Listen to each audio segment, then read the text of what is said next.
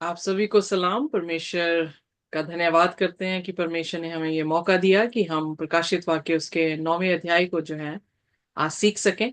हम ऑलरेडी देख चुके हैं कि 8वें अध्याय में हमने 4 ऐसे ट्रम्पेट्स को देखा जो कि परमेश्वर ने अ, अपने दास को, यूहन्ना को, जो यीशु मसीह का चेला था, उसे दर्शन में दिखाया।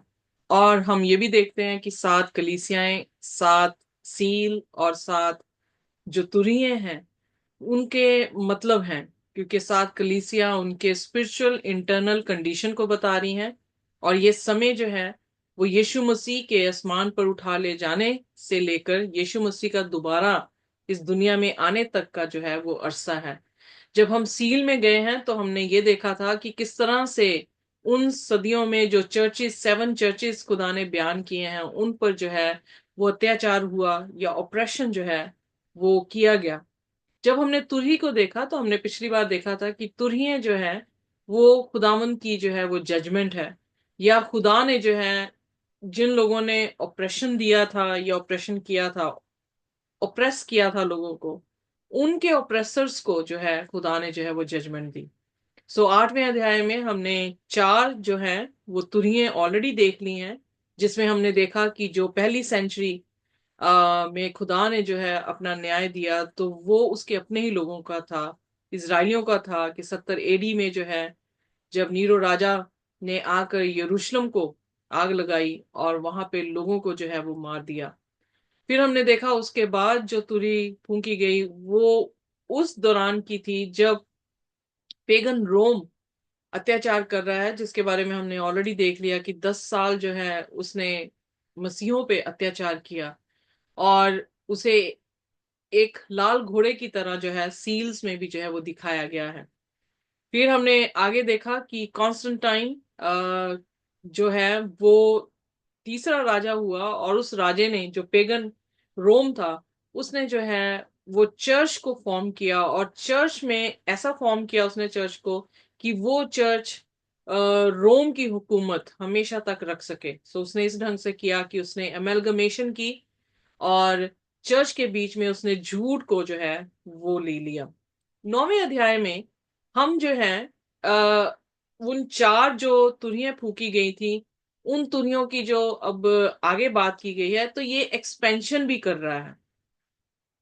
जब हम 5वीं और 6वीं सील को देखेंगे तो वो इतिहास को, यानी पेगन रोम को और पेपसी को, दोनों की जजमेंट जो है उस समय कैसी हुई है उसके बारे में जो है वो जिक्र कर रहा है। सो आप देखेंगे कि रेपिटेशन हो रही है और एनलार्जमेंट हो रही है। जैसे दानियल की पुस्तक में हमने सीखा था कि खुदा रिपीट कर रहे थे और उसको एनलार्ज कर रहे थे, उसी के बारे में ज्यादा डिटेल्स जो है वो दे के समझा रहे थे। सो यहाँ पर भी हम यही देखेंगे कि ट्रम्पेट जो है वो जजमेंट को दिखा रही है। और जजमेंट ये नहीं कि सिर्फ खुदा के दुश्मनों के ऊपर है, बल्कि खुदा के नाम से जो जाने जाते हैं उन पर भी जो है खुदा ने आ, अपनी जजमेंट जो है वो दी है। ट्रम्पेट जो है वो हम सिंबॉलिकली इसको ले रहे हैं, क्योंकि प्रकाशित वाक्य जो है वो सिंबल के जरिए से जो है हम तक पहुंची है। इन दो जो तुरिये हैं उसमें आपको बहुत सारी सिमिलैरिटीज दिखती हैं।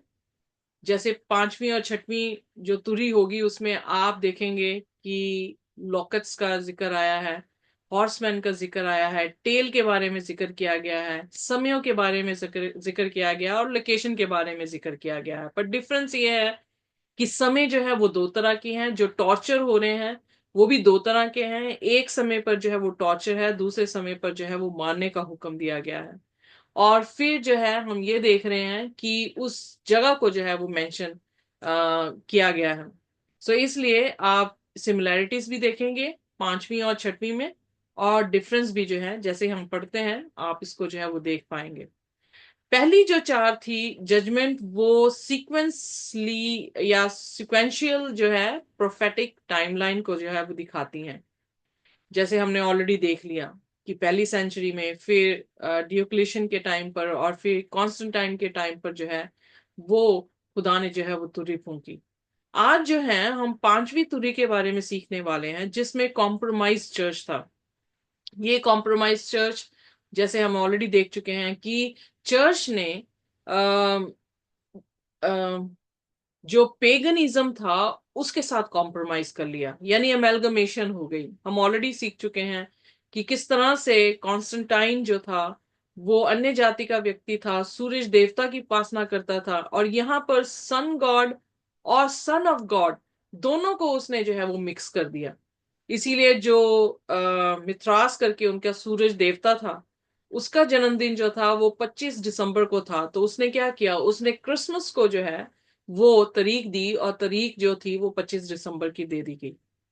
इस्तार उनकी एक देवी थी, और उस देवी के दिवस पर उन्होंने जो है वो ईस्टर को बना दिया, क्योंकि तभी हम देखते हैं कि ईस्टर्स में आप कभी कार्ड्स देखें, अगर आप उसके बारे में ज्यादा पढ़ने की कोशिश करें तो अंडों का जिक्र आता है, वेयर एज बाइबल में ऐसा कुछ भी नहीं है कि खुदा के मरने में और उसके जी उठने में कुछ अंडों का जिक्र हो। वो अंडों का जिक्र क्या बताता है कि इश्तार देवी को जो है वो चढ़ाए जाते थे, और उस दिवस को उन्होंने ईस्टर का नाम देकर पेगन को भी जो है वो मसीह बना लिया, और जो मसीह थे उनके लिए भी कॉम्प्रोमाइज जो है वो कर दिया, ताकि दोनों की दोनों जो जात है या लोग हैं वो इकट्ठे हो जाएं।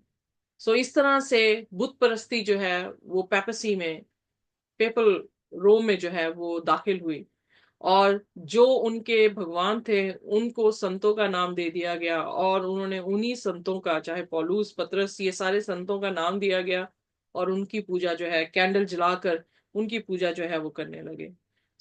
इसी तरह से आप जो है अमेलगमेशन या कॉम्प्रोमाइज चर्च को जो है वो देख सकते हैं।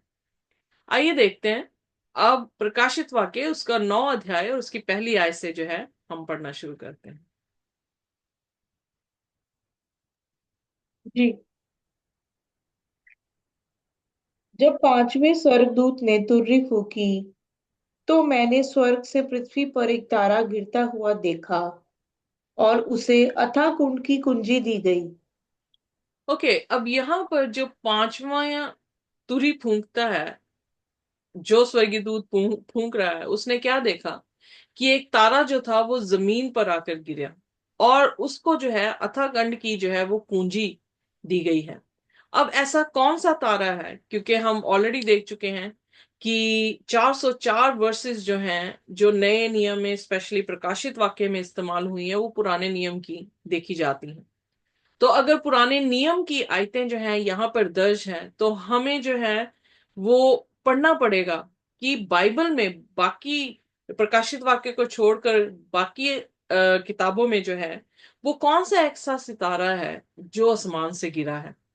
और हम ऑलरेडी ये शाया उसकी 14 और उसकी 12 से 14 आयत को जब पढ़ते हैं, तो हमें देखने को मिलता है कि वो कोई और नहीं बल्कि लूसीफर है। और प्रकाशित वाक्य 12 अध्याय में भी जब हम 6वीं 7वीं 8वीं आयत को देखेंगे, जब जाएंगे 12 अध्याय में, तो वहां पर भी हमें नजर आता है कि मिकाएल और उसके दूतों ने शैतान और उसके दुष्ट दूतों के साथ जो है वो जंग की, और शैतान मिकाएल के ऊपर जो है वो फतेह नहीं हासिल कर पाया, तो उसे आसमान से जो है जमीन पर जो है वो गिरा दिया गया। पर उसे सितारा सितारा जो है वो कहा गया है। आइए देखिए ये शाया उसका 14 और उसकी 12th वर्स।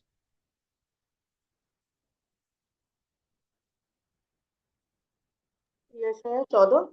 जी, उसकी 12 आयत। जी।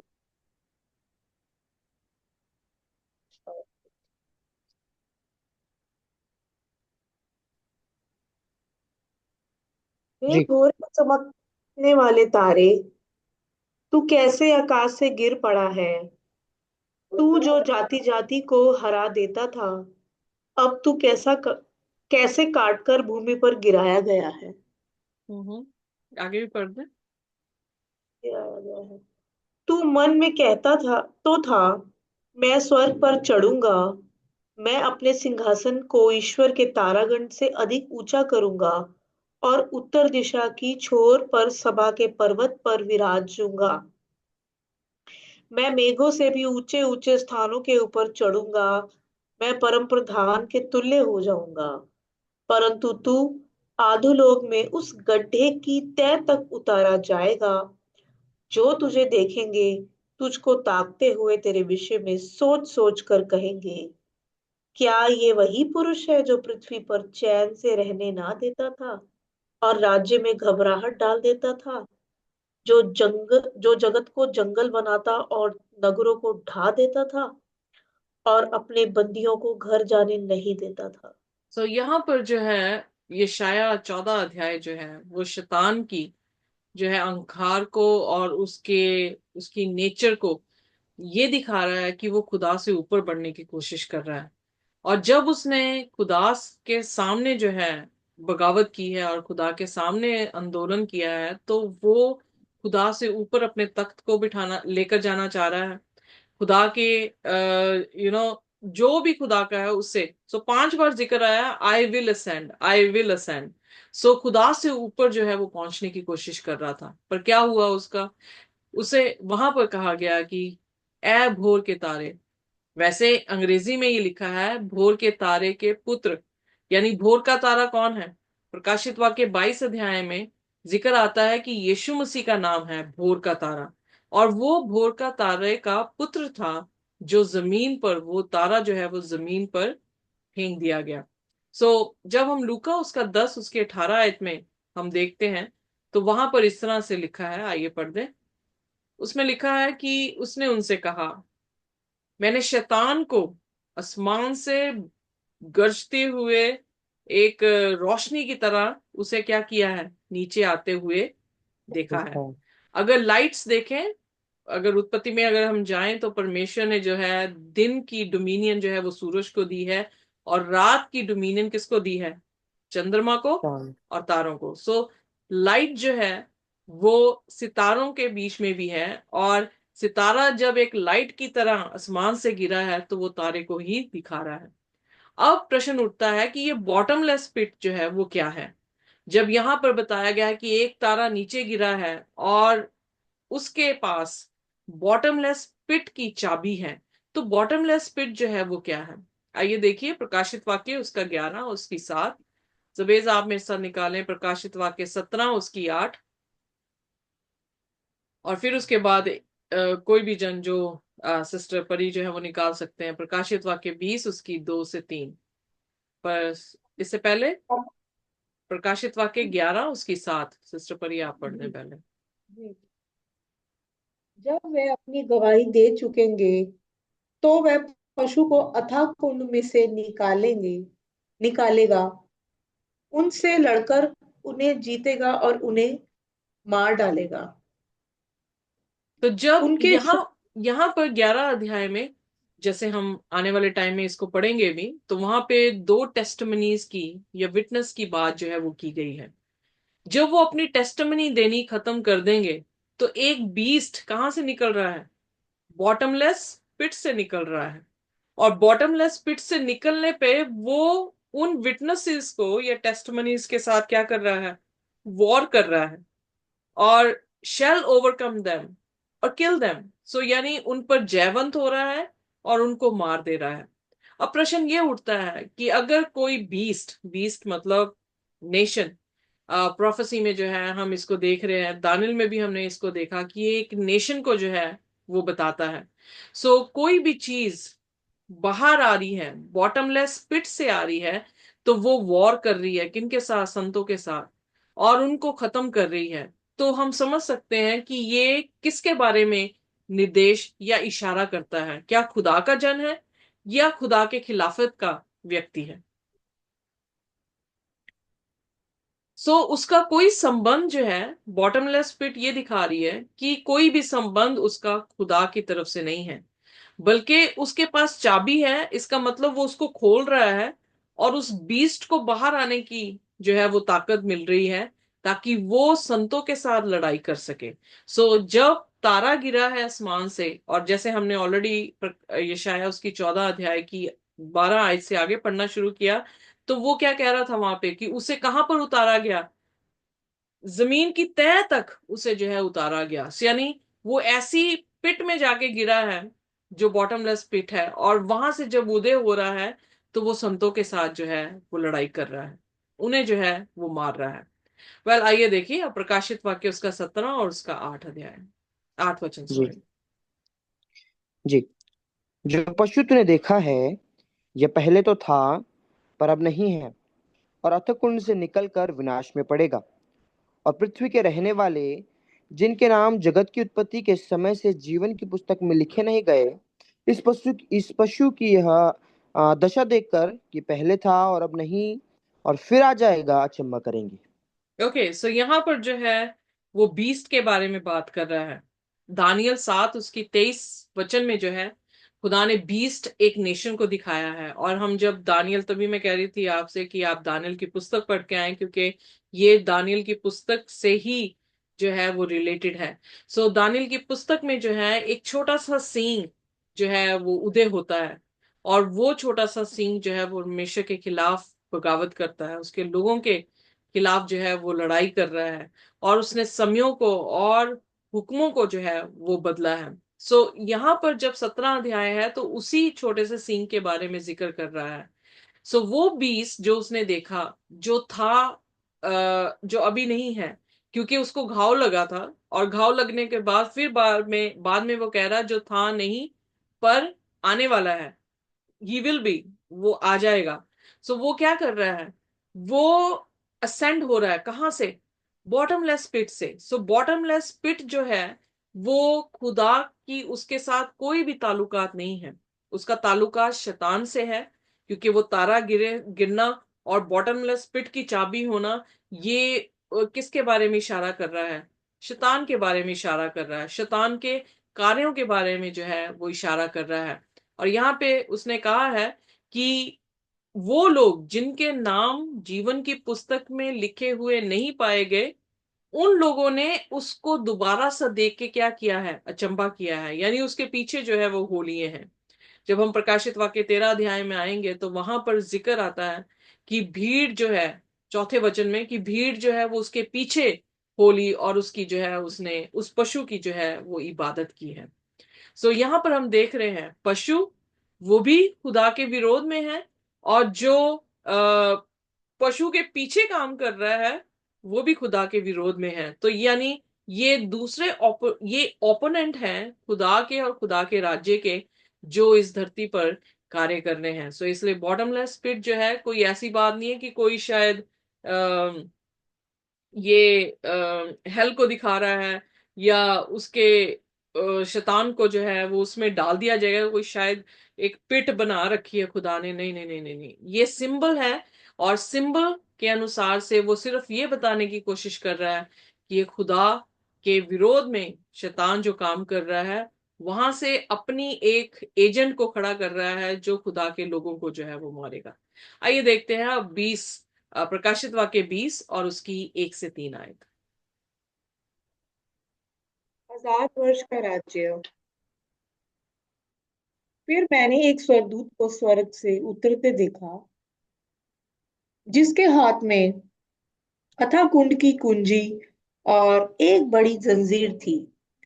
उसने उस अजगर अर्थात पुराने सांप को, जो इबलीस और शैतान है, पकड़ के 1000 वर्ष के लिए बांध दिया और उसे अथाह कुंड में डालकर बंद कर दिया, और उस पर मुहर लगा दी कि वह 1000 वर्ष के पूरे होने तक जाति जाति के लोगों को फिर ना भरमाए।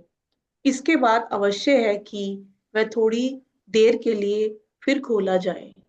सो हम ऑलरेडी जो है इस आयत से जो है वो समझ चुके हैं, पर जो आयत हमने 9 की पहली देखी है तो उसमें जो तारा गिरा है उसके हाथ में चाबी है अथाह कुंड की। पर जब हम 20 अध्याय में आए हैं, 20 अध्याय तब है जब यीशु मसीह इस धरती पर आकर अपने धर्मियों को स्वर्ग की बादशाहत में ले जाएंगे, और उसके बाद 1000 साल तक जो है इस धरती पर कोई नहीं होगा, और शैतान को जो है इस धरती पर जो है वो छोड़ दिया जाएगा। सो उसके पास कोई भी ऐसा व्यक्ति नहीं होगा जिसको वो भरमा सकेगा। सो इसलिए वहां पे जिक्र आया है कि इस बार एंजल के हाथ में जो है वो अथाह कुंड की जो है वो चाबियां हैं, और एक चेन है। सो ऐसे नहीं कि उसे लिटरली जंजीरों से बांधा जाएगा, बट जब कोई इंसान ही नहीं है और वो इंसानों के ऊपर अपने कार्य को कर ही नहीं पा रहा, तो वो एक तरह से क्या है, निकम्मा बैठ गया है, वो बाउंड हो गया है। उसको जो है 1000 साल तक कोई भी जो है उसके उसके पास जो है वो नहीं दिया जाएगा कि वो किसी को भी जो है वो भरमा सके। पर 1000 साल के बाद जो है थोड़ी देर के लिए उसे रिलीज किया जाएगा। ये डिफरेंट जो है वो टॉपिक जो है वो निकलता है, पर हम यहाँ पर अथाकंड के बारे में जो है वो सीख रहे हैं। सो अथाकंड में कौन जा रहा है? शैतान जा रहा है। और अथाकंड से कौन आता है? शैतान आ रहा है। सो अथाकंड से जो तारा गिरा है वो ये दिखाता है कि शैतान को आसमान की बादशाह से गिरा दिया गया और उसे चाबी दी गई है, क्योंकि लोग हैं इस धरती पर, उसे चाबी दी गई है अथाकंड से। सो अथाकंड से जो है वो क्या कर रहा है? अपने कार्यों को कर रहा है, अपनी फॉल्स टीचिंग को, अपने प्रैक्टिसेस, फॉल्स प्रैक्टिसेस को, और लोगों को डिसीव कर रहा है ताकि लोग परमेश्वर के विरोध में जो है वो खड़े हो जाएं। पर एक टाइम आएगा जब ये चाबियां उससे ले ली जाएंगी, क्योंकि उस समय कोई भी धरती पर नहीं होगा, सब आसमान पर। जो धर्मी है वो आसमान पर होंगे, जो अधर्मी हैं और खुदा की रोशनी से मर जाएंगे, बाइबल में लिखा उनकी लोथे भी जो हैं दफनाने वाला कोई नहीं होगा, और वो जो है इसी तरह से मरे होंगे। तो कोई भी नहीं ऐसा रहेगा जिनको जो है शैतान भरमा सके। इसीलिए बाइबल में जब हम लूका उसकी 10 और उसकी 19 आयत को पढ़ते हैं तो खुदावन यीशु मसीह ने कहा, मैंने तुम्हें सांपों को और बिच्छुओं को कुचलने की क्या दी है? सामर्थ दी है। मैंने तुम्हें सामर्थ दी है दुश्मन के ऊपर, और nothing shall by any means hurt you, और कोई भी चीज जो है वो तुम्हें क्या कर सके? किसी भी तरह से हर्ट या किसी भी तरह से नाश जो है वो ना कर सके। सो हम देखते हैं कि खुदा ने भी जो है हमें सर्प पे यानी शैतान पर, और स्कॉर्पियन जो है या बिच्छू जो है, उनकी विशेषता, सांप की और बिच्छू की एक ही विशेषता है कि वो क्या करते हैं? वो डसते हैं और जहर जो है वो शरीर में लेकर आते हैं ताकि कोई भी इंसान जो है वो बच ना सके। सो ये एक ऐसा विष है जो सिंबॉलिकली हमें ये बता रहा है कि उसने जो है वो ऐसा विष दिया है जो फॉल्स टीचिंग का है, हिपोक्रिटल लाइफस्टाइल का है। इसीलिए आप देखेंगे मत्ती उसके 23 अध्याय में प्रभु यीशु मसीह ने उनको सांप के बच्चे क्यों कहा, फकी फरीसियों को? क्योंकि उनके जो प्रचार थे उनसे उलट उनकी जिंदगी थी। वो हिपोक्रेट्स थे। उन्होंने जो है फॉल्स टीचिंग जो है वो लोगों को दी थी, और इसलिए खुदा ने जो है उन्हें सांप के जो है वो बच्चे करके पुकारा है। सो ये लीडर्स को दिखा रहा है, नेशन को दिखा रहा है। जो नेशन फॉल्स टीचिंग को जो है चर्च में लेकर आया, यानी सेटन ने किस तरह से अपोस्टेट चर्च में जो है वो काम किया। उसने अनलीस यानी चाबी मिली, और उसने चाबी से एरर को, झूठ को जो है वो खोल दिया जो चर्च के बीच में उस दौरान पर आया। जो फॉल्स टीचिंग थी उसको उसने जो है चर्च के साथ जो है वो मिक्स कर दिया।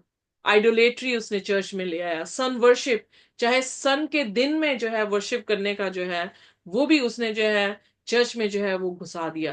फॉल्स प्रोफेसी, ब्लेस्फेमी अगेंस्ट गॉड, खुदा की निंदा की। क्योंकि जब कोई भी इंसान ये कहे कि ये कहे, बाइबल के अनुसार जब हम मरकुस उसके 2 अध्याय में आते हैं, वहां पे अंधरंग का आदमी जो है उसके 4 दोस्त उसे यीशु के पास लेकर आते हैं और यीशु के पांव में रखते हैं, तो यीशु उससे कहता है, पुत्र तेरे पाप माफ हुए। तो वहां पर जो फकी फरीसी थे वो कहने लगे ये परमेश्वर की निंदा करता है, क्योंकि परमेश्वर को छोड़ कोई भी किसी के पापों को माफ नहीं कर सकता। तो जब अपोस्टेट चर्च ने, जिसको मैं पेपसी के नाम से या पेपल रोम के नाम से या रोमन कैथोलिक चर्च के नाम से मैं बात कर रही हूं, तो उस चर्च ने यह दावा किया कि हम आपके पाप माफ कर सकते हैं। सो ये परमेश्वर की निंदा है। और अगर कोई ये कहे कि मैं परमेश्वर के स्थान पर हूं, तो वो भी खुदा की निंदा या ब्लेस्फेमी जो है वो कही जाती है, क्योंकि यीशु मसीह ने कहा कि मैं ही परमेश्वर का पुत्र हूं। तो फकीर फरीसियों ने कहा ये खुदा की निंदा करता है कि ये अपने आप को परमेश्वर का पुत्र कहलाता है। सो पेपसी रोमन कैथोलिक चर्च में सबसे बड़ा जो उनका अगुआ है, जो लीडर है, मैं किसी भी रोमन कैथोलिक चर्च के अगेंस्ट नहीं हूं, मैं सिस्टम की बात कर रही हूं, कि उनके पोप जो हैं वो ये दावा करते हैं कि मैं जो हूं यीशु मसीह इस धरती पर हूं। I am the son of God on this earth. तो जब वो ये दावा करते हैं तो वो खुदा की क्या कर रहे हैं, ब्लस्फेमी कर रहे हैं। और 50 से 60 मिलियन 1260 में रोमन कैथोलिक चर्च ने सिंसियर क्रिश्चियंस को जो है वो मारा है। सो हम ये देख रहे हैं कि false wonders, false science, false teaching और एमेलगमेशन जो है, कॉम्प्रोमाइज करवा दिया चर्च को कि वो खुदा की सच्चाई को छोड़कर जो है वो झूठ के पीछे जो है वो चले गए। और जब हम यहाँ पे बॉटमलेस पिट को जब प्रकाशित वाक्य 11, 17 या 20 में हम देखते हैं, तो वहां पर वो चाबी देना बॉटमलेस पिट की यही मतलब था कि उसने जो है वो एमेलगमेशन की। पर वो एक तरह का, जब इन्होंने ये पाप किया है तो खुदा ने जो है जजमेंट जो दी है, वो जजमेंट भी जो है वो बॉटमलेस पिट जो वहां पे शब्द दिया गया है, वो उसको दिखाता है जो अरेबिया से इनके ऊपर जो है जिन्होंने चढ़ाई की। और अरेबिया हम देखते हैं कि एक वेस्ट लैंड को या अन इनहेबिटेड लैंड है, उसको जो है वो दिखाता है। सो आइए हम आगे देखेंगे कि आखिर हुआ क्या। पर पढ़ते हैं प्रकाशित वाक्य उसका 9 और उसकी 2 आयत। फिर अथाह कुंड को खोला और कुंड में से बड़ी भट्टी का सा धुआं उठा, और कुंड के धुएं से सूर्य और वायु अंधकार में हो गए। तो अब उस यहां पर देखने को मिल रहा है अथाह कुंड से स्मोक आ रही है। स्मोक क्या दे रही है, डार्कनेस दे रही है। अब जी, डार्कनेस किसका प्रतिरूप है, सेटन। सेटन का, राइट, एग्जैक्टली। सो इसीलिए हम शुरू से ही जब इसका अनुवाद कर रहे हैं तो हमें समझ आ रहा है कि जो पांचवी तुरही फूंकी गई है उसमें क्या हो रहा था। और उसने क्या किया, उसने ये किया कि उसने पूरी दुनिया में, तभी उस टाइम पीरियड को 1260 साल को डार्क एजिस के नाम पर इतिहास जो है वो जानती है, क्योंकि उस समय खुदा का कलाम बंद कर दिया गया। और जो कुछ भी सिखाया जा रहा था वो रोमन कैथोलिक चर्च की बुक से जो है वो सिखाया जा रहा था। और उन्होंने जो है हर एक प्रैक्टिस जो भी वहां पर की, वो सारी प्रैक्टिसेस जो थी वो गलत जो है वो लोगों को दी। इसीलिए फर्स्ट प्रोटेस्टेंट जब मार्टिन लूथर आए, उन्होंने खुदा का कलाम पहली बार जब पढ़ा तो उन्होंने देखा कि विश्वासी जो है वो धर्मी कैसे बनता है, सिर्फ विश्वास से वो धर्मी बन जाता है। Whereas Roman Catholic church पैसे देकर जो है वो साल्वेशन का प्रचार कर रहे थे, पर उसने देखा कि साल्वेशन तो बिल्कुल फ्री है बाइबल के अनुसार, और हम सिर्फ विश्वास से ही बचाए जाते हैं। सो यहाँ पर हम जब 9वें की 3री आयत में आते हैं तो आइए देखिए, पढ़ते हैं। उस धुएं में से पृथ्वी पर टिड्डियां निकली, और उन्हें पृथ्वी की बिच्छुओं की सी शक्ति दी गई। सो उनसे अब क्या? क्या हुआ कि वहां से, उसी स्मोक से क्या निकला है, टिड्डियां जो है वो निकली हैं। और जब हम टिड्डियों का जिक्र सुनते हैं तो हमें एकदम से याद आता है जो निर्गमन 10 अध्याय उसकी 14 आयत में हम पढ़ते हैं कि किस तरह से जब 10 प्लेग आए, उनमें से खुदा ने एक प्लेग जो था वो टिड्डियों का दिया था। और उन टिड्डियों को कैसा उसने पावर दी, स्कॉर्पियन की तरह जो है वो पावर दी। स्कॉर्पियन मीन बिच्छुओं की तरह, यानी वो डसेंगे तो लोग क्या होंगे, मर जाएंगे। सो खुदा ने जब जजमेंट दी है तो खुदा ने जजमेंट किस तरह से दी, वो पापी थे तो पापियों के हाथों से ही उन्हें जो है वो खत्म किया गया। सो आइए देखते हैं, ये आयत हम ऑलरेडी पढ़ चुके हैं कि स्कॉर्पियन जो भी बिच्छू हैं वो जहरीले होते हैं और वो जो है जहर देकर मारते हैं। यानी सिंबॉलिकली हम ये देखें कि खुदा की सच्चाई में उन्होंने झूठ डालना शुरू किया, और वो झूठ ने क्या किया, लोगों को मारना शुरू किया। मैंने पहले भी ये एग्जाम्पल दी है, पर फिर देती हूँ कि अगर चाहे हम एक बूंद डाल दें जहर की या 10 बूंदें डाल दें, क्या इंसान मरेगा कि नहीं मरेगा? अरे, थोड़ा टाइम लेगा। अगर मैंने एक बूंद डाली है तो आहिस्ते आहिस्ते मैं एक एक करके बूंद डाल रही हूं तो आहिस्ते आहिस्ते जो है वो मरेगा। पर अगर मैंने सीधी जो है भर के जहर डाल दिया उसकी ग्लास में तो वो इमीडिएटली जो है वो मर जाएगा। पर अल्टीमेटली इवेंचुअली दोनों तरह के लोग जो है वो मरेंगे, जिन्होंने जो है वो विष को, जो कि बिच्छू का है, वो अपने जिस्म में ले लिया है। वेल उसी तरह से सच्चाई में अगर एक बूंद झूठ डाल दी जाए या दो बूंदे झूठ डाल दी जाए, तो वो सच्चाई सच्चाई नहीं रहती है। उसमें क्या है, उसने शैतान ने अपना विष जो है वो डाल दिया है, और उस विष से हम क्या हो जाएंगे, हम मर जाएंगे। अगर कोई इंसान जो है वो गलत शिक्षा ले लेता है, तो वो गलत ही प्रैक्टिस करेगा, और जब वो गलत प्रैक्टिस करेगा तो वो खुदा को प्रसन्न नहीं कर पाएगा। सो इस दौरान जो है वो क्या होगा, मर जाएगा। पर यूहन्ना 17 उसकी 17 आयत में खुदा के वचन में लिखा है, प्रभु यीशु मसीह गतसमनी में अपने पिता से प्रार्थना कर रहे हैं अपने चेलों के लिए, और कह रहे हैं कि परमेश्वर अपने सत्य से इन्हें क्या कर, पवित्र कर। तेरा वचन ही क्या है, सत्य है। अगर झूठ शैतान ने डाला है तो उस झूठ को कौन इवेपोरेट कर सकता है, कौन उसका पर्दा फाश कर सकता है, सत्य। दो तरह के नोट होते हैं, एक सही नोट होता है, एक नकली नोट होता है। नकली नोट को कैसे पहचाना जाता है, जब तक आपने असली नोट ना देखा हो, आप नकली नकली जो नोट है उसको नहीं पहचान पाएंगे। पर अगर असली को आपने देखा होगा तो आप क्या करते हैं, नकली को पकड़ लेते हैं। उसी तरह से सत्य को जानते होंगे तो सत्य आपको क्या कर देगा, आजाद कर देगा, और झूठ को आप पकड़ लेंगे। पर अगर सत्य ही ना जानते हुए तो झूठ आपको क्या कर देगा, मार देगा। As simple as it is. So यहां पर हम देखते हैं कि लॉकेट्स करके, स्कॉर्पियंस करके जो है वो दिखाया गया है, जो उसमें से बाहर निकला। और क्या हुआ, ये देखिए चौथे वचन में। उनसे कहा गया कि ना पृथ्वी की घास को, ना किसी हरियाली को, ना किसी पेड़ को हानि पहुंचाए, केवल उन मनुष्य को हानि पहुंचाए जिनके माथे पर परमेश्वर की मुहर नहीं। सो यहाँ पर भी हम पांचवी तुरी में देख रहे हैं, हालांकि हमारे टाइम में 1,44,000 लोगों का जो जिक्र आया है, उनके माथों पर जो है वो सील दी जाएगी, और खुदा ने उनको जो है वो अलग कर देगा आने वाले टाइम में। पर यहाँ पर ये हमारा पास्ट है, जिसमें हम देख रहे हैं कि पेपसी का राज्य चल रहा है। पर वहां पर भी जिक्र आया है, आदेश उन्हें क्या दिया गया, उन लॉकेट्स को क्या आदेश दिया गया कि जितनी हरी घास है, पेड़ हैं, उनको छोड़कर सबको जो है वो क्या कर दिया जाए, खत्म कर दिया जाए। और स्पेसिफाई किया गया है जिनके पास खुदा की सील नहीं है। अगर खुदा की सील नहीं है तो क्या वो धर्मी है, नहीं, नहीं। वो अधर्मी लोग हैं। और पेड़ और हरा जो उसने घास कहा है, वेल लॉकेट्स खाता क्या है, घास ही खाता है, हरियाली खाता है। पर उसे हम्म। खास कमांड दिया गया है कि हरियाली को नहीं खाना है, क्योंकि हरियाली किसको दिखाती है, खुदा के लोगों को दिखाती है। भजन संहिता उसके पहले में क्या लिखा है कि जो धर्मी जन है वो एक पेड़ के मानिंद है, जो पानी के किनारे लगा है, अपने ऋतु में जो है वो फल देता है, उसके पत्ते कभी मुरझाते नहीं, यानी हरा भरा वो पेड़ है।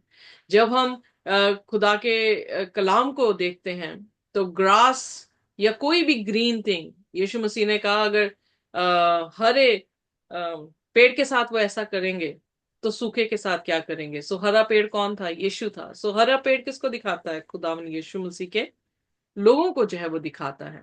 सो ये समय जो है उन्हें दिया गया कि वो वहां पर जो है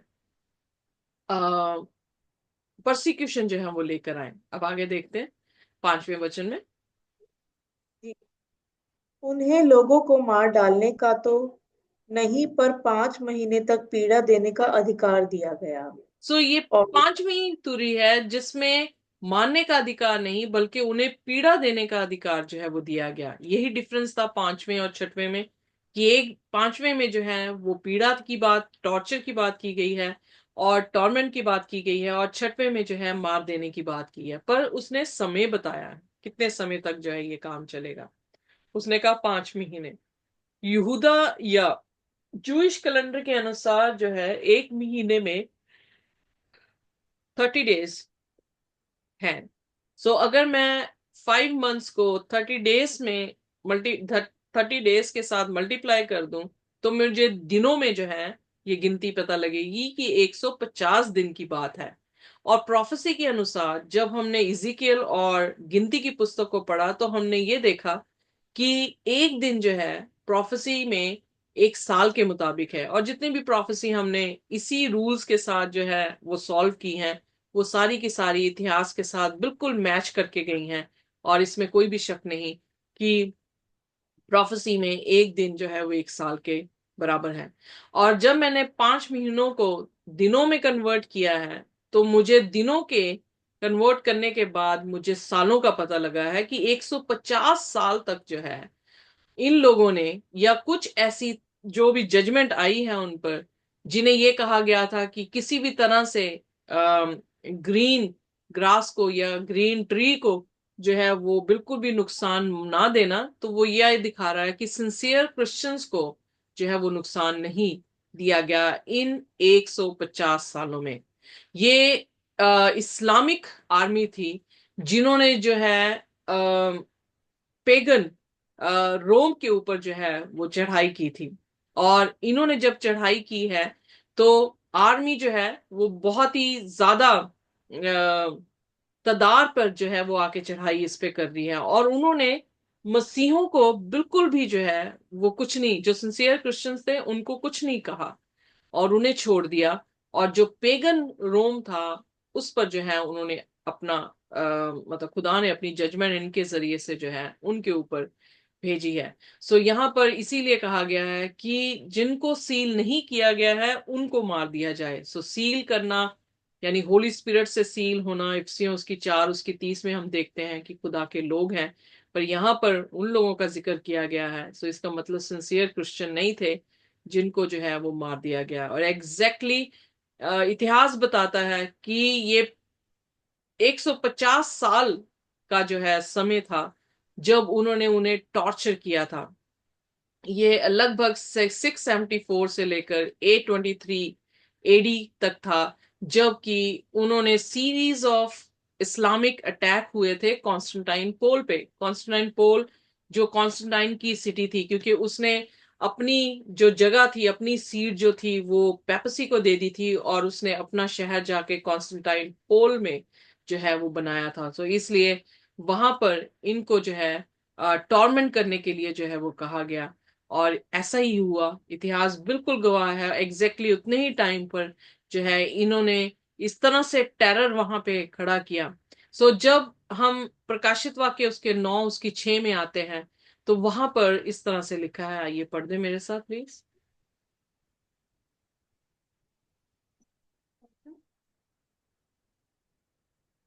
जी। प्रकाशित वाक्य उसका 9 अध्याय और उसकी 6वीं आयत। अच्छा, नेक्स्ट इसी का पढ़ना हाँ है। जी, हाँ जी। उन दिनों में मनुष्य मृत्यु को ढूंढेंगे और ना पाएंगे, और मरने की लालसा करेंगे और मृत्यु उनसे भागेगी। उनकी हालत यानी उनका टॉर्मेंट या उनका टॉर्चर इतना जी। बुरा था कि वो मरना चाह रहे थे, पर वो मर जो है वो नहीं पाए। यहां पर हम देखते हैं कि जो खुदा ने पहले ही लिख दिया था वो 600 ईस्वी में जाकर जो है वो पूरा हुआ। एक तरह का टेरर था जो उनके बीच में जो है वो आ गया था। इजिकल 28 उसकी 19 में जब हम देखते हैं तो वहां पर भी खुदा का वचन कहता है, all they all they that know thee among the people shall be astonished at thee, thou shall be a terror।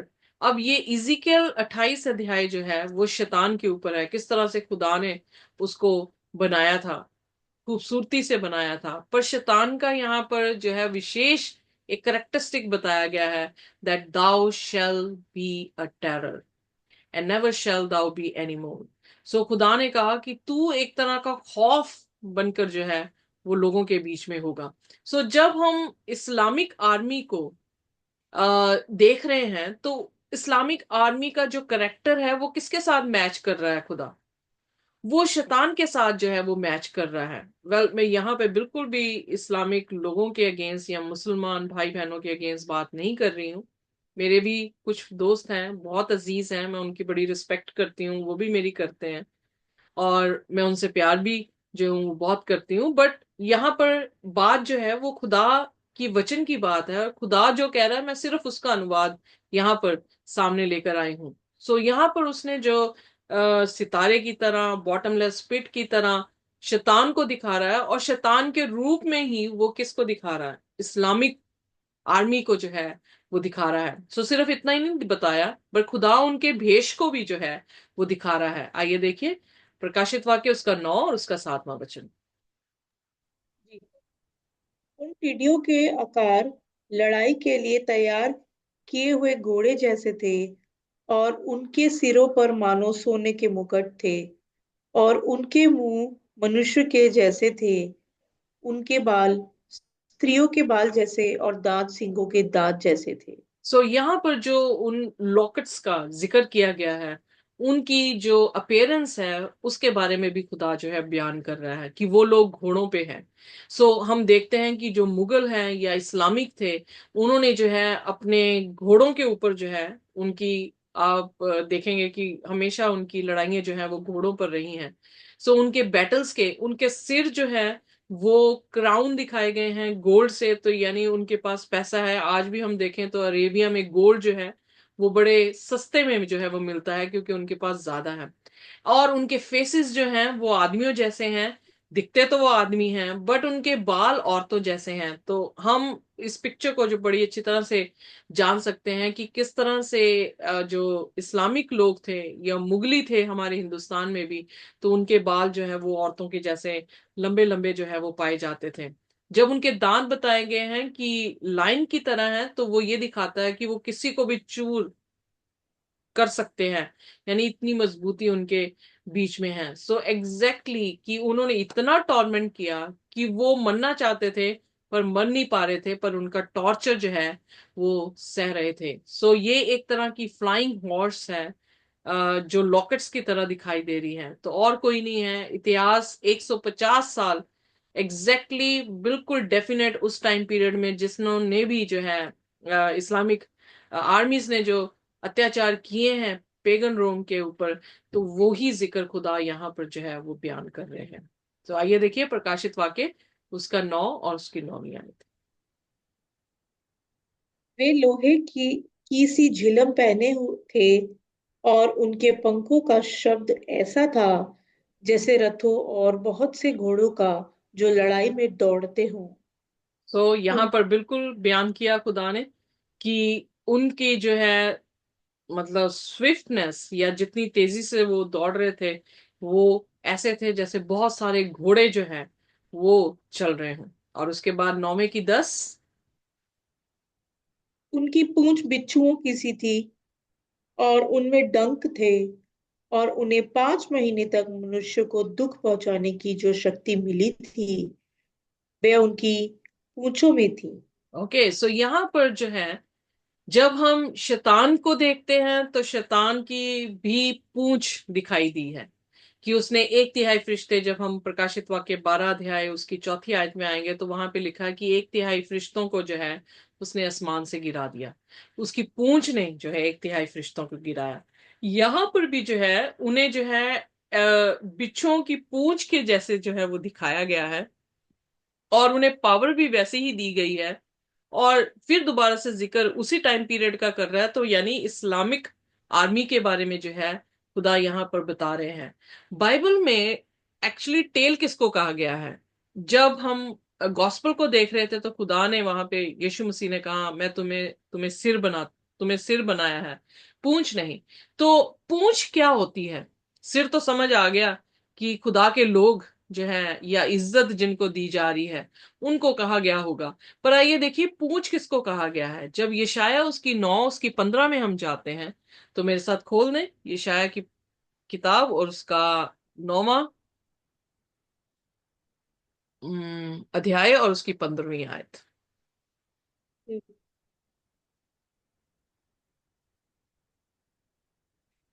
15वीं आयत। जी। जी। पुरनियों और प्रतिष्ठित पुरुष तो सिर है, और झूठी बातें सिखाने वाले नबी पूंछ हैं। सो यहाँ पर परमेश्वर ने जैसे शैतान को झूठा कहा है, वैसे ही इनको भी जो है, जो उनके लिए क्या कहा गया है कि उनकी पूंछ में क्या थे? बिच्छू थे। यानी वो भी क्या है, झूठ से क्या कर रहे थे? लोगों को मार रहे थे। सो पूंछ झूठ को दिखाती है, झूठे नबियों को दिखाती है, जहां की सिर जो है वो अच्छे खुदा के लोगों को जो है वो दिखाता है। सो हम झूठ और सच, क्या झूठ का ऑपोजिट सच है? सच हम जानते हैं परमेश्वर है, और झूठ हम जानते हैं कि शैतान है। तो यहाँ पर भी हम ये देख रहे हैं कि ये जो लोग थे, उन्होंने जो है वो झूठे थे, और झूठ से उन्होंने क्या किया है, पॉलिटिक्स खेली, और पॉलिटिक्स से जो है वो इनके ऊपर जो है उन्होंने चढ़ाई कर दी। और फिर उसके बाद 11वें वचन में उनको नाम दिया गया है, आइए देखें। अथाकुल का दूत उन पर राजा था। उसका नाम इब्रानी में अबदोन और यूनानी में अपुल्योन है। तो यहाँ पर उन दोनों का नाम जो है दोनों भाषाओं में दिया गया है। जैसे बाइबल इब्रानी में ओल्ड टेस्टामेंट लिखी गई है, यूनानी में न्यू टेस्टामेंट लिखी गई है। उसने दोनों में उसका जो है वो नाम दिया है, जिसका अर्थ और कुछ नहीं है बल्कि डिस्ट्रॉयर है। यानी वो डिस्ट्रॉय करने वाला, तबाही लेकर आने वाला जो है वो शख्स है। उसी तरह से हमने यशाया उसकी 14 उसकी 12 आयत से आगे जब हमने शैतान के बारे में पढ़ा, तो वहां पर भी जो है वो उसके बारे में क्या जिक्र कर रहा है कि तू तबाह करने वाला इंसान है। यहाँ पर भी हम देख रहे हैं कि जो इस्लामिक आर्मी थी, उनका नाम तबाह जो है वो रखा गया, और उसने जो है अपोस्टेट चर्च को जो है वो तंग किया। आइए देखिए फिर उसकी 12वीं आयत में।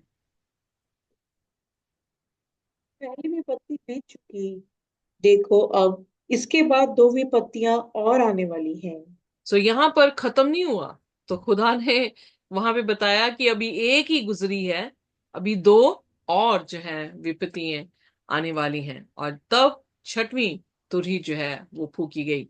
और छठवीं तुरही फूकने पर क्या हुआ, ये देखते हैं। प्रकाशित वाक्य उसका 9 और उसका 13वां वचन।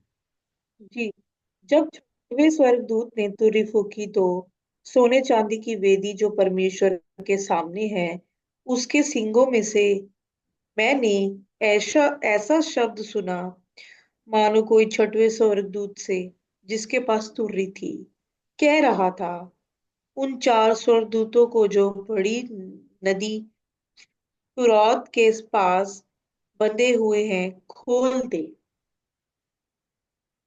ओके। वे चारों दूत या पढ़ दें जी, सिस्टर। वे चारों दूत खोल दिए गए जो उस घड़ी और दिन और महीने और वर्ष के लिए मनुष्य की एक तिहाई के मार डालने को तैयार किए गए थे। यहाँ पर छठवीं सील में हम क्या देख रहे हैं कि टॉर्मेंट नहीं कर रहे या टॉर्चर नहीं कर रहे, बल्कि अब क्या कर दिया है, अब उन्हें खत्म करने की जो है वो आज्ञा दे दी गई है। सिक्स्थ जो एंजल है, जब उसने तुरही को फूंका है, तो उसने जो है चारों खुदा के ऑल्टर में चार हॉर्न्स थे, यानी ऑल्टर के चार हॉर्न्स थे। तो उन चारों हॉर्न्स जो हैं वो दिखाई दिए गए हैं, खुदा के तख्त के सामने जो है उसे दिखाई दिया दिया गया है। वो हॉर्न्स जो हैं वो जो सेंट्स हैं उनकी प्रेयर्स को जो है गोल्डन ऑल्टर में जो है वो दिखाता है। जब उस खुदा के लोगों की दुआएं खुदा के पास पहुंच रही थी, तो खुदा ने क्या किया, उसने कहा चार एंजल्स को, चार अंक जो है वो प्रोफेसी में चार दिशाओं को जो है वो दिखाता है, यानी कंपस के चार दिशाओं को जो है वो दिखा रहा है। तो उसने चार एंजल्स को कहा, जो कि बाउंड मतलब angels which are bound in the great river इफ्रात। जो इफ्रात की नदी के चारों दिशाओं में थे, उनको क्या कहा गया कि लूज कर दो, हट जाओ। प्रकाशित वाक्य 7 अध्याय में भी आने वाले टाइम में चार दूत चार दिशाओं में हवाओं को थामे हुए हैं। जब तक कि खुदा के लोगों को सील नहीं किया जाता, तब तक वो उन हवाओं को यानी स्ट्राइफ को जो है इस धरती पर आने नहीं देंगे। अब यहाँ पर जो छठवीं सील है, यानी हर चर्च में हर तरह के ऑपरेशन हुए हैं, और हर चर्च के जो ओप्रेसर थे उनको खुदा ने जजमेंट दी है। तो ये सिर्फ हमारे टाइम में नहीं है, बल्कि हमारे गुजरे हुए टाइम के लोगों के ऊपर भी जो है जजमेंट इसी तरह से आई है कि चार फरिश्तों ने लूज किया है, और वो रिवर इफरात को जो है वो दिखा रहा है। हिस्ट्री को जब मैंने जाके पढ़ा, तो वहां पर देखा है कि ये चार एंजल्स कौन थे। ये चार एंजल्स चारों दिशाओं से जो है उनके नाम जो है वो दिए गए हैं, मोहम्मद करके, और मोहम्मद मेहमत सेकंड द कॉन्करर, जो कि 1451 से लेकर, सॉरी मुझे हिंदी में नहीं आती, 1481 तक उसने रूल किया। रूल द ऑटोमन एम्पायर, अगर आप जाके गूगल करेंगे ऑटोमन एम्पायर तो आपको पूरी डॉक्यूमेंट्री जो है वो वहां पर दिख जाएगी। As a 391 years, 15 days begins when Suleiman the Magnificent, 1520 to 1566, opposed Charles the Fifth. Then comes Mahmud second, इसने रूल किया 1808 से लेकर 1839 तक। और फिर उसके बाद अब्दुल मस्जिद जो है वो 1839 से लेकर 1861 तक उसने जो है वो रूल किया। सो लगभग जब इसका आंकड़ा बताया गया है, और ये फ्राद general geographical terms of Mesopotamia east and south east east of Asia Minor है। और ये ज्योग्राफिकली उन्होंने जो है, मैंने इसको कॉपी पेस्ट किया है जो मैंने इसके बारे में पढ़ना शुरू किया, तो वहां पर जिक्र आया है कि एग्जैक्टली 361 प्लस 15 डेज तक इन्होंने जो है फिर दोबारा से री अटैक किया, इस्लामिक ने री अटैक किया। और 391 प्लस 15 डेज एग्जैक्टली उतने ही दिन इन्होंने जो है वो राज्य किया। तो क्या समझ आता है, जो खुदा ने भविष्यवाणी की थी, खुदा ने बिल्कुल सच बोला। और उन भविष्यवाणियों के अनुसार ही ना दिन एक ऊपर गया और ना ही दिन एक नीचे रहा। एग्जैक्टली जितना खुदा ने अंक बताए थे, हिस्ट्री उसके पैरेलल जा रही है कि सिर्फ 391 years प्लस 15 डेज जो है वो इस्लाम ने राज्य किया।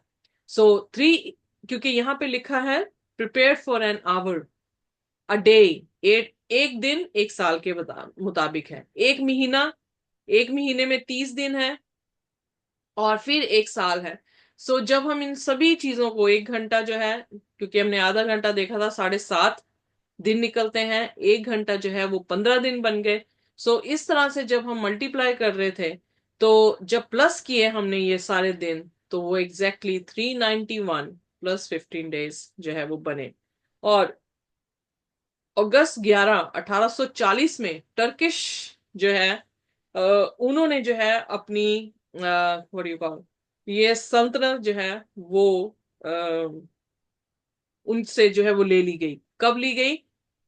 ट्रीटी ऑफ लंदन, यानी लंदन में एक ऐसी ट्रीटी हुई जिसमें जो है 11 अगस्त को 1840 में जो है टर्किश ने अपना जो है वो जो भी वो कर रहे थे, मार रहे थे लोगों को, उसको जो है वो खत्म किया।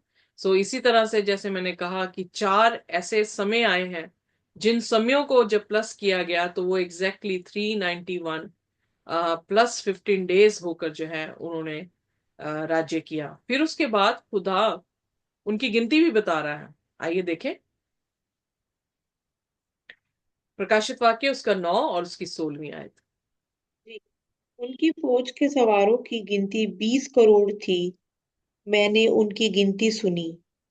मुझे इस दर्शन में घोड़े और उनके ऐसे सवार दिखाई दिए जिनकी झिलमें आग और धूम्रकांत और गंधक की सी थी। और उन घोड़ों के सिर सिंगों के सिरों के समान थे और उनके मुंह से आग, धुआं और गंधक निकलते थे। इन तीनों महामारियां अर्थात आग और धुएं और गंधक से जो उनके मुंह से निकलते थे, मनुष्य की 1/3 मार डाली गई। ओके, सो यहाँ पर हम देखते हैं कि परमेश्वर ने उस आर्मी के जो है वो उसको भी नंबर करके जो है वो बता दिया। 20 करोड़ जो है वो आर्मी थी। एग्जैक्टली हिस्ट्री भी यही कहती है। ये आंकड़े जो है, आई थिंक 1 0 मेरी कम लगी हुई है, पर ये आंकड़े मैंने वहीं से हिस्ट्री से जो है वो कॉपी किए हैं, जो बिल्कुल खुदा के कलाम से जो है वो मैच कर रहे हैं। So Islamic army dominated by Turks and specially the Ottoman Turks, उनके आर्मी ने जाकर जो है वो वहां पर अटैक कर दिया, दोबारा से अटैक किया इस्लामिक आर्मी ने। ये अब पेपसी के ऊपर जो था वो अटैक था, पेपल रोम के ऊपर जो है वो अटैक था। और इन्होंने जो है यहाँ पर जिक्र किया है फायर, स्मोक एंड ब्रिमस्टोन।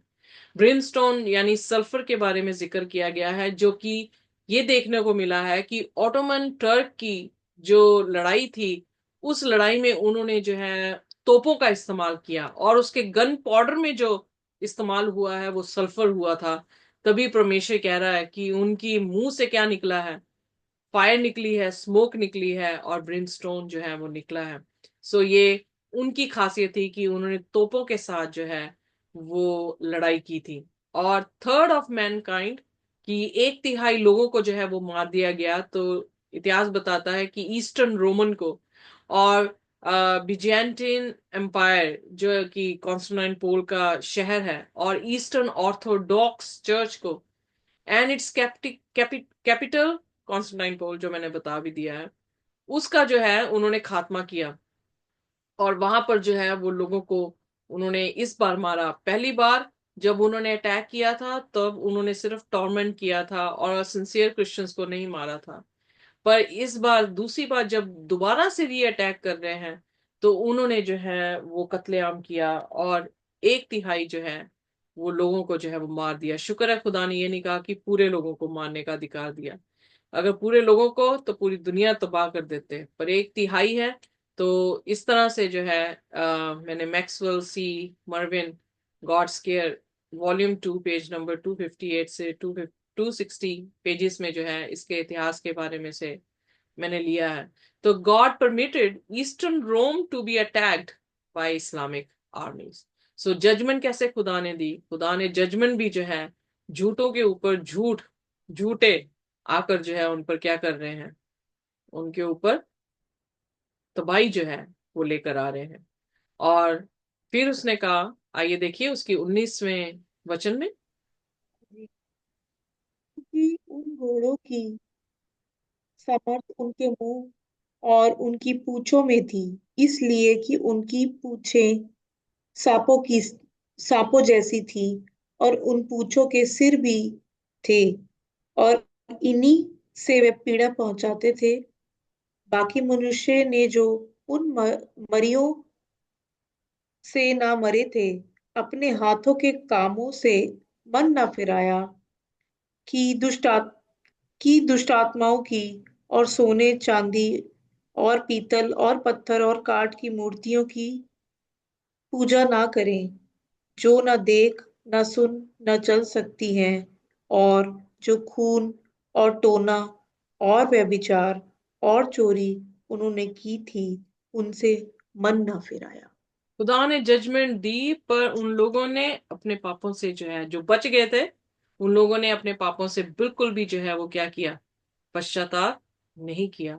और उन्होंने अपने झूठ के साथ, सर्प वो भी झूठ कत्लेआम को दिखा रहा है क्योंकि शैतान को दिखा रहा है। तो उन्होंने झूठ के साथ, अपने टॉर्चर के साथ जो है वो लोगों को जो है वो हर्ट किया, पर जो बच गए थे उन्होंने तौबा नहीं की। जब हम हिस्ट्री में पढ़ते हैं तो ये 1840 में एक बहुत ही खास जो है वो प्रोफेसी की फुलफिलमेंट हुई थी, क्योंकि 2 साल पहले ही जोसाया लिच करके एक ऐसे लीडिंग मिनिस्टर थे जो कि सेकंड एडवन के यानी दूसरी आमद के बारे में प्रचार कर रहे थे।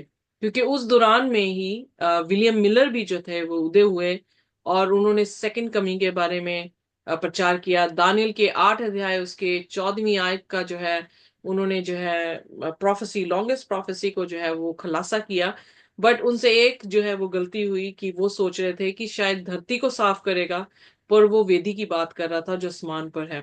ये दूसरा टॉपिक है। पर यहाँ पर 1840 से 2 साल पहले एक और शख्स प्रचार कर रहे थे जिनका नाम जोसाया लिच थे। और उन्होंने पहले ही जब प्रकाशित वाक्य की इस अध्याय को जब उन्होंने पढ़ा, तो उन्होंने उन्हें डेट दे दी थी कि 1840 में 11 अगस्त को ये टर्क का जो है ऑटोमन एम्पायर जो है वो खत्म कर दिया जाएगा।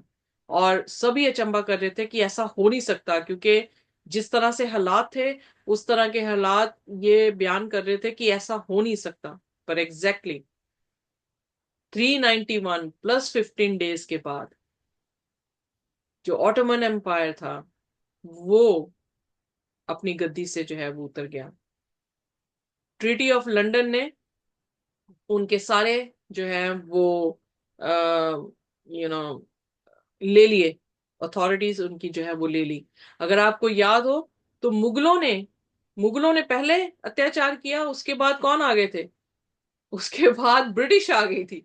और ब्रिटिश ने जो है वो लोगों को क्या करना शुरू किया? गुलाम बनाना शुरू किया। सो ये लंदन ऑफ ट्रीटी में मुगलों का या टर्क जो ऑटोमन एम्पायर थी उसको जो है वो रद्द कर दिया गया। सो जैसे जोसाया लिच ने जब इस प्रोफेसी को पढ़ रहा था तो उसने इन जो खुदा ने दिन और फिर साल जो है वो बताए थे, उसके हिसाब से उसने पहले ही इन्हें बता दिया था कि ये ऑटोमन एम्पायर जो है वो 1840 में खत्म हो जाएगी। उसके बाद 1844 के बाद विलियम मिलर का उठना और फिर उसे दानियल उसका 8 और उसकी 14वीं आयत का खुलासा करना और सभी का ये तैयारी करना कि यीशु मसीह 22 अक्टूबर 1844 में जो है इस धरती पर आ रहे हैं, वो बात जो है उसके बाद शुरू हुई। सो हम कल देखेंगे, यानी अगले हफ्ते देखेंगे कि जब हम 10वें अध्याय में आएंगे तो एक छोटी सी किताब जिसे खाने से उनकी जुबान पर तो बहुत मीठा लगा पर उनके पेट में जाकर जो है वो बहुत ही कड़वा लगा, उसके बारे में जो है हम जिक्र करेंगे। पर इतिहास बताता है कि neither repent they of their murders nor of their sorceries, sorcery मतलब ना उन्होंने अपने झूठों से, ना फॉर्निकेशन यानी स्पिरिचुअल व्यभिचार से कि खुदा असली खुदा को छोड़कर दूसरों के पास जाना जो है वो स्पिरिचुअल अडल्ट्री है, ना उसको छोड़ा, ना उन्होंने चोरी करनी जो है वो छोड़ी। और इस तरह से ये दुनिया ऐसे ही आगे बढ़ी और फिर हम जो है उसे देखेंगे कि किस तरह से 1840 के बाद, 1844 के बाद जब यीशु मसीह नहीं आए और किस तरह से सबसे बड़ा डिसअपॉइंटमेंट डे जो है उस दिन इतिहास में बन गया। और फिर लोगों ने क्या किया और खुदा फिर वहां पे क्या कहता है, हम 10वें अध्याय में इसे सीखेंगे। सो खुदा हम सभी को आशीष और बरकत दे। मेरे ख्याल से हमने सारी जो है वो आयतें पढ़ ली हैं, क्योंकि उस दौरान में क्या हुआ, कम्युनिज्म, कम्युनिज्म भी आ गया यूएसएसआर का, मुस्लिम भी थे, कैथलिक भी थे, एथिस्ट भी जो है वहां पर आ खड़े हुए। और फिर फ्रेंच रेवोल्यूशन हुई, जबकि हम देख रहे हैं कि पेपसी को 1798 एडी में जो है वो रद्द कर दिया गया। कैसे कि नेपोलियन ने आकर पोप को अरेस्ट कर लिया और उसे तब तक जेल में रखा जब तक वो मर नहीं गया। और उस दौरान जो है चर्च की हर एक हरकत जो है वो थम गई। और जहां पर मुस्लिम इस्लामिक लोग जो हैं वो अटैक करके उन्हें तंग कर रहे थे या मार रहे थे, वहां पे ही नेपोलियन ने, क्योंकि एक ही मेजोरिटी, एक ही चर्च रूल कर रहा था, टैक्सेस भी जो है थे वो पोप को जा रहे थे, तो नेपोलियन जो था फ्रेंच का रेवोल्यूशनरी जो बंदा था, उसने जो है बिल्कुल इनकार कर दिया कि हम जो है अपना टैक्स जो है वो पोप को नहीं देंगे। उन्होंने पोप को गिरफ्तार किया, उन्होंने जेल में डाल दिया, जब तक वो आखिरी सांस तक वो जेल में रहा और उसके बाद जो है वो मर गया। सो इस तरह से उस टाइम वर्ल्ड में जो इंट्रोड्यूस हुआ एथिज्म, नेशनलिज्म, नेचुरलिज्म, सेकुलरिज्म जो है वो इंट्रोड्यूस हो गया। और चर्च बिल्कुल जो है, पेपसी जो है वो बिल्कुल घाव उसे लगा। और बाइबल में लिखा है कि उसका घाव फिर भरेगा, तो वो आने वाले चैप्टर्स में हमें जो है वो दिखाएगा। पर यहाँ पर उसे घाव लगा और घाव से जो है वो खत्म हुआ। और फिर अगला इवेंट जो 1840 से 1844 तक का है, वो सफर जो है वो विलियम मिलर का हुआ, जिसने एडवेंट मूवमेंट यानी फर्स्ट टाइम जो सेकंड कमिंग का प्रचार जो है इस धरती पर होना शुरू हुआ। और फिर क्योंकि मार्टिन लूथर ने ऑलरेडी जो है रेफॉर्मेशन स्टार्ट कर दी थी, बाइबल्स जो थी वो जाने लगी, उसी दौरान अमेरिका जो है वो फॉर्म हो चुका था। क्योंकि अमेरिका भी कैसे जो है डिस्कवर किया गया, जब वो पोप से के अत्याचार से भाग रहे थे, समुन्द्र में भाग रहे थे, तो उन्हें जमीन मिली और वहां से अमेरिका हुआ। तो अमेरिका ने जो है डेमोक्रेटिक रखा कि हर कोई अपने रिलीजन के अनुसार, अपने दिल के अनुसार किसी की भी जो है वो उपासना कर सकता है। क्योंकि वो निकले कहाँ से थे? पेपसी से निकले थे। और पेपसी बहुत ही ऑटोक्रेटिक उनकी जो गवर्नमेंट थी, जिसमें वो अगर कोई भी चीज हटके उनके सामने करके लाता था तो उन्हें मार दिया जाता था। जैसे मैंने कहा, 50 से 60 मिलियंस लोग जो है वो 1260 डार्क एजिस में जो है सिंसियर क्रिश्चियंस को जो है वो मारा गया। सो इसलिए यूएसए जब खड़ा हुआ तो उसने डेमोक्रेटिक जो है गवर्नमेंट बनाई और हर एक को फ्रीडम दी ताकि वो अपने हिसाब से अपनी पूजा जो है या प्रार्थना या वर्शिप जो है वो कर सकते हैं। सो ये सारी चीजें उसी दौरान हुई हैं। और उसके बाद 1844 में पहली बार जब बाइबलें घरों में आई, लोगों ने बाइबल पढ़नी शुरू की और सबसे लॉन्गेस्ट प्रोफेसी को जब उसका खुलासा किया गया, तो 1844 22 अक्टूबर में उन्होंने सोचा कि यीशु मसीह इस धरती पर जल्द आते हैं। सो अगले हफ्ते हम देखेंगे जो 10वां अध्याय है, एक छोटी सी पुस्तक के बारे में बयान करता है जो कि खाने में तो मीठी थी पर पेट में जाने में वो कड़वी हुई। और फिर खुदा ने उसके बारे में क्या बताया, फिर हिस्ट्री, हमारी चर्च हिस्ट्री उसके साथ साथ जो है वो चलती है। खुदा हम सभी को आशीष और बरकत दे। और आइए अपने सिरों को झुकाएं और हम प्रार्थना में जाएंगे। कोई भी जन जो है वो हमारे लिए प्रार्थना कर सकता है। आइए हम प्रार्थना करें। Let's pray.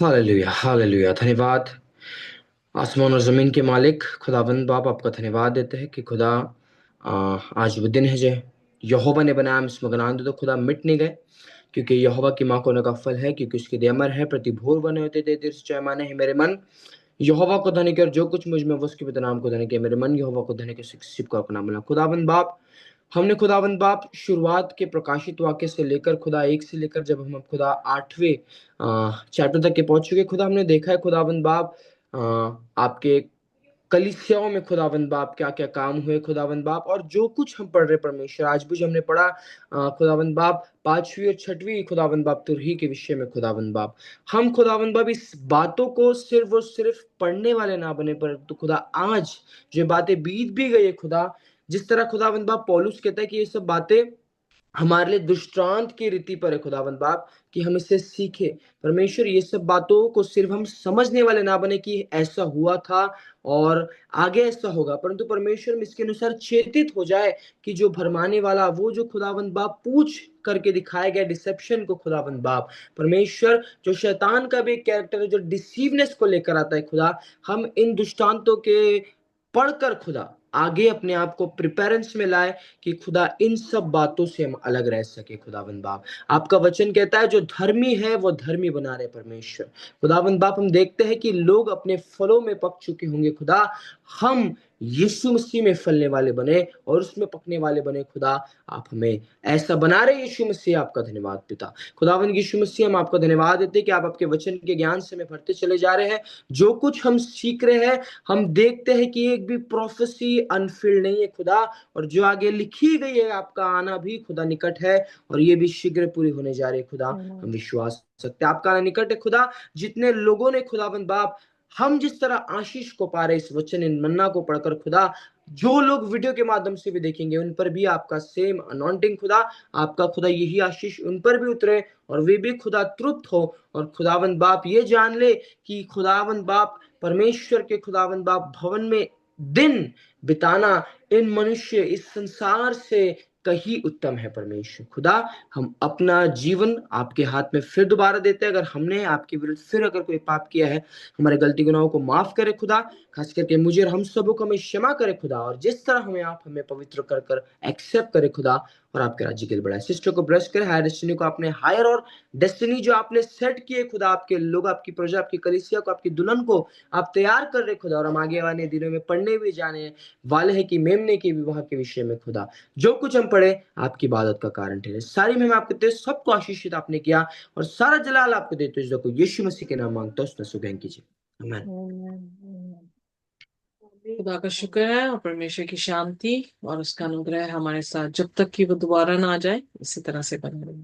आमीन।